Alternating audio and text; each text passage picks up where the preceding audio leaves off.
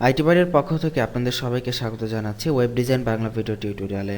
এর আগের যে ভিডিওগুলো আপনারা এতক্ষণ দেখলেন এগুলো সবই ছিল মূলত এইচটিএমএল এর বেসিক এবং এইচটিএমএল এর উপর ভিত্তি করে, এবং এখন থেকে যে ভিডিওগুলো দেখবেন সেগুলো মূলত সিএসএস দিয়ে করা হবে এবং এইচটিএমএল সিএসএস মিলিয়েই করা হবে।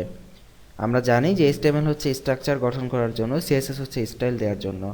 সো আজকের পর্ব থেকে আমরা সিএসএস শুরু করব এবং আশা করি আপনারা এইচটিএমএল এর পাশাপাশি সিএসএস ইউজ করা শিখে যাবেন। দেখুন, আমরা সেই আগের ইন্ডেক্স ফাইলটিতেই আছি এবং এখানে একটি প্যারাগ্রাফ নিয়ে রাখা হয়েছে, আপনারা স্ক্রিনে দেখতে পাচ্ছেন। তো এর আগে আমরা বিভিন্ন কাজ করেছি এইচটিএমএল দিয়ে, প্যারাগ্রাফকে বোল্ড করেছি, আন্ডারলাইন করেছি, ইত্যাদি বিভিন্ন কাজ করা গেছে। তো সেই ঠিক একই কাজগুলো আমরা সিএসএস এর মাধ্যমেও কিন্তু ইজিলি করতে পারি।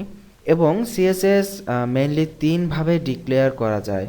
একটি হচ্ছে ইনলাইন সিএসএস, একটি হচ্ছে ইন্টারনাল সিএসএস এবং আরেকটি হচ্ছে এক্সটার্নাল সিএসএস।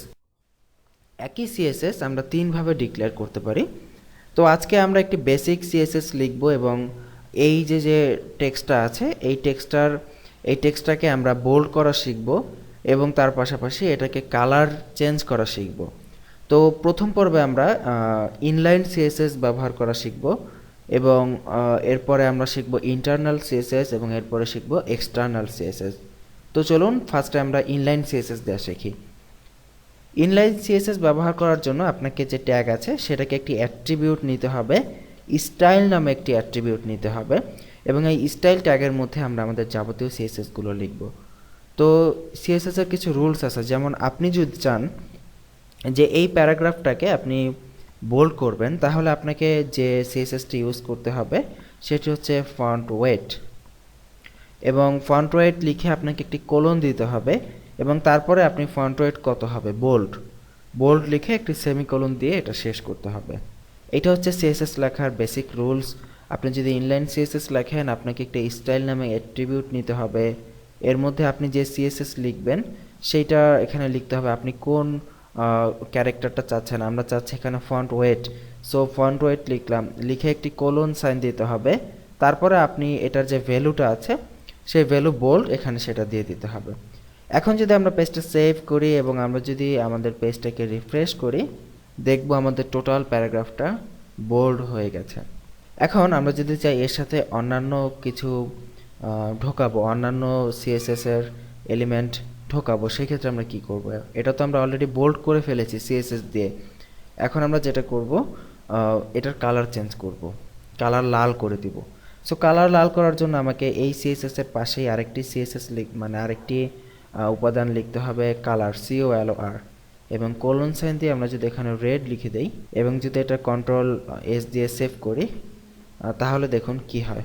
এখানে একটা জিনিস খেয়াল করুন, আমরা যখন দুইটা আলাদা সিএসএস এখানে লিখলাম, প্রথমে একটি বৈশিষ্ট্য লিখলাম এবং দ্বিতীয়বার আরেকটি বৈশিষ্ট্য লিখলাম, এভাবে দুইটি বৈশিষ্ট্য যদি লেখেন প্রতিটি বৈশিষ্ট্য বা প্রতিটি প্যারামিটার আপনাকে একটা থেকে আরেকটা এইভাবে সেমিকোলন দিয়ে সেপারেট করে দিতে হবে। অবশ্যই সেমিকোলন ইউজ করতে হবে, আদারওয়াইজ এটা কাজ করবে না। এখন যদি আমরা এটা রিফ্রেশ করি দেখব আমাদের এই টেক্সটটা লাল কালার হয়ে গেছে। আমরা চাইলে এখানে রেডের পরিবর্তে আমরা গ্রিন দিতে পারি, যদি রিফ্রেশ করি গ্রিন হয়ে যাবে। যদি আমরা এখানে অরেঞ্জ দেই তাহলে এখানে অরেঞ্জ কালার হয়ে যাবে।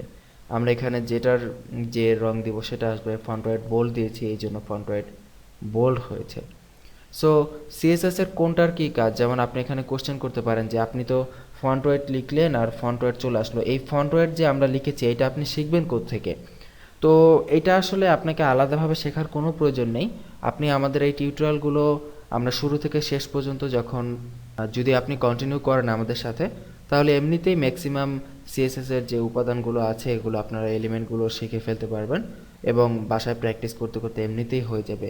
এছাড়াও আপনারা কিভাবে শিখবেন, ব্রাউজার থেকে হেল্প নিয়ে, ইন্টারনেট থেকে হেল্প নিয়ে প্রচুর আপনারা শিখতে পারেন, সেগুলো আমরা ভবিষ্যতে আপনাদেরকে দেখিয়ে দিব। তো এই হচ্ছে আমাদের ফার্স্ট সিএসএস স্টাইল, যে আমরা ফন্টটাকে বোল্ড করতে শিখলাম এবং কালারকে চেঞ্জ করতে শিখলাম। বাসায় প্র্যাকটিস করে ফেলুন এবং নেক্সট পর্বে আমরা শিখব কি, এটা তো আমরা ইন্টারনাল সিএসএস দিয়ে শিখলাম, নেক্সট পর্বে আমরা শিখব এই সেম সিএসএসটাই কীভাবে আমরা ইন্টারনালি দিতে পারি। এখন বর্তমানে যেটা আছে সেটা হচ্ছে ইনলাইন সিএসএস, আমরা এটাকে ইন্টারনাল সিএসএস কীভাবে দিব সেটা শিখব। তো তো সেই পর্বের আমন্ত্রণ জানিয়ে এখানে বিদায় নিচ্ছি। ভালো থাকবেন সবাই, আল্লাহ হাফিজ।